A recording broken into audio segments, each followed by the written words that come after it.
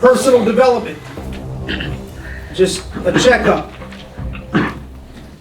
How are you doing with personal development? Books, audio books, podcasts, taking notes, spending time to develop yourself. Spiritually, mentally, physically.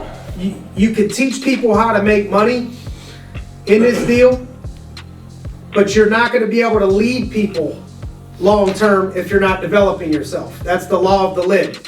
Law number 1, 21 laws of leadership, the law of the lid.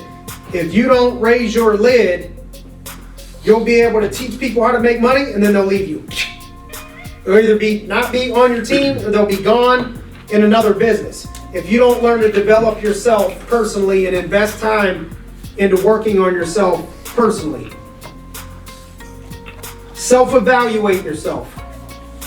People don't like to self-evaluate sometimes because it feels bad. Don't let it make you feel bad. Like when you expose a weakness that you have, don't avoid it because you know it's going to feel bad, and don't feel bad when you do expose it. Everybody's human.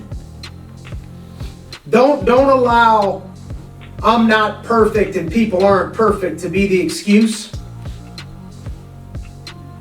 But at the same time, give yourself a little bit of grace and understand that nobody's perfect. You understand what I'm saying? Like, we can't aim for, like, I can't be playing football and miss 5 tackles and say, hey coach, nobody's perfect. Right? But it's normal for the best safety in the game to miss a tackle or something. You're gonna miss a tackle. Not everybody makes every single play, every single time, every single tackle. The best receivers in the game drop a ball once in a while. So you have to have that mindset in self-development, self-evaluate yourself.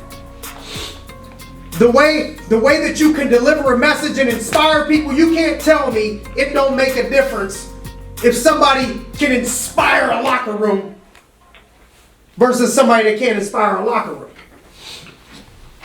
You got to be able to come out and give a fire-ass speech that you took time, that you planned to dig into your people's hearts and pull greatness out of them, challenging them.